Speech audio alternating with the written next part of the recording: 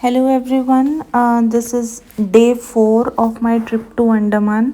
और ये जो डे 4 है ये बेसिकली हम मकरूज़ से ट्रैवल कर रहे थे, पोर्ट ब्लेयर से नील आइलैंड।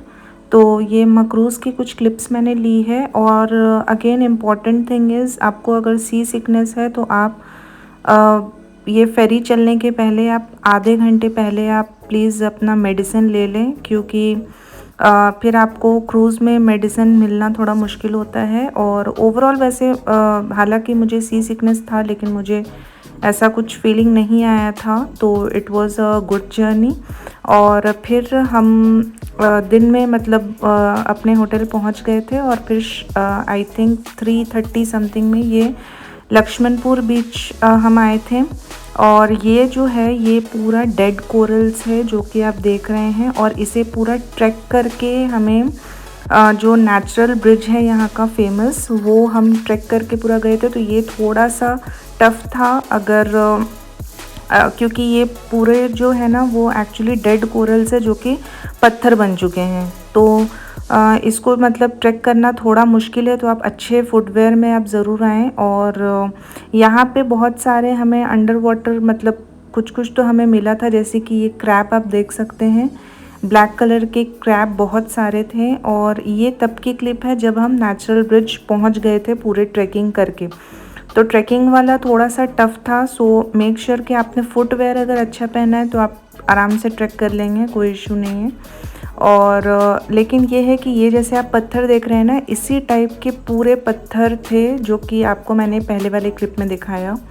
और बस तो ये कुछ कुछ और भी हम खोज रहे थे बेसिकली कि हमें कुछ और भी मिल जाए। तो अंदर में एक्चुअली बहुत सारे क्रैब्स दिखे थे और स्नेल्स दिखे थे और फिशेस थे, और भी मतलब कुछ कुछ तो अलग। ये देखिए ये स्नेल है, और कुछ तो हमें ऐसा फीलिंग आया था कि वो स्नेक भी था, सांप भी शायद दिखा था, लेकिन आई एम नॉट श्योर। और ये देखिए ये है नेचुरल ब्रिज।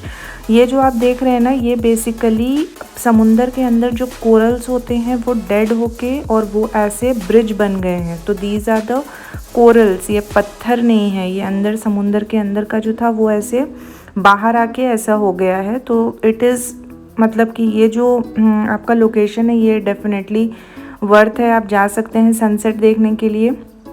और ये बीच भी बहुत अच्छा था, मतलब खूबसूरत था। तो ये डेफिनेटली आप जा सकते हैं जब आप नील आइलैंड पहुंचेंगे तो। और ये फिर से अगेन ये स्नेल हमें दिख गया था, तो इससे मैंने शूट किया।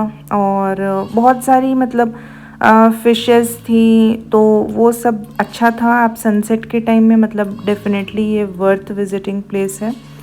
और ये कुछ छोटे छोटे फ़िश मैंने कैप्चर की है, लेकिन ऐसी बहुत सारी चीज़ें वहाँ पे कैप्चर करने के लिए आराम से मतलब दिख रही थी। तो आई एन्जॉयड दिस बीच। और ट्रैकिंग जो था वो मेरे लिए थोड़ा सा तो टफ़ था डेफिनेटली। और बस ये मैं पानी एंजॉय कर रही थी। और हालांकि बीच में कोई ऐसे फुटवेयर पहन के शूज़ पहन के नहीं आता है, बट मुझे पता था कि ये पूरा पत्थर वाले ट्रैकिंग है, तो इसलिए फुटवेयर मैंने शूज़ पहन के आई थी मैं। और बस अभी आप ये क्लिप्स थोड़े बहुत एंजॉय कीजिए, फिर मैं आपको आगे की बताती हूँ। वो जो आपने क्लिप देखा वो डे 4 का था, और ये है डे 5 का क्लिप। ये सीतापुर बीच का क्लिप है बेसिकली, जो कि हम सनराइज़ में गए थे।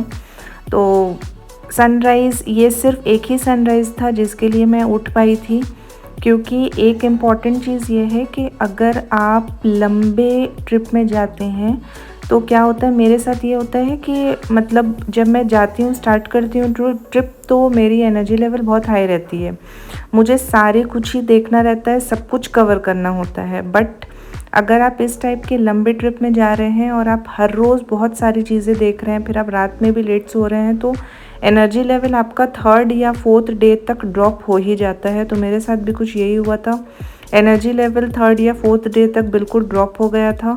तो अल्टीमेटली फिर एक दिन में मतलब बहुत सिलेक्टेड चीज़ें ही देख पा रहे थे हम। तो एनीवेज़ ये सीतापुर बीच था, और ये जहाँ पे हम रुके थे ये सीतापुर बीच जस्ट उससे कनेक्टेड था।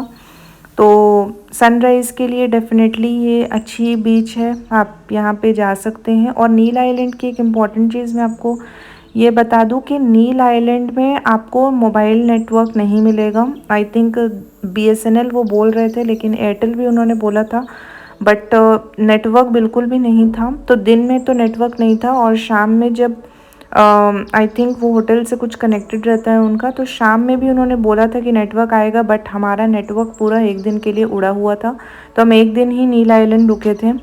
और फिर जो डे 5, जो जिस दिन का मैं आपको ये क्लिप दिखा रही हूँ, डे 5 में फिर हम नील आइलैंड टू हैवलॉक चले गए थे। और बस ये सनराइज़ आई थिंक 30 मिनट्स के लिए ही मैं गई थी, और उसके बाद आके फिर से सो गई थी, क्योंकि अगेन एनर्जी लेवल, मतलब नींद आपका पूरा होना बहुत ज़रूरी है अगर आप ट्रिप को अच्छे से एंजॉय करना चाहते हैं।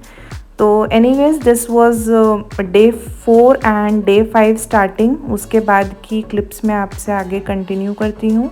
और अगर आपको मेरी वीडियोज़ अच्छी लग रही है तो let me know in the comments. Thank you for watching. Do सब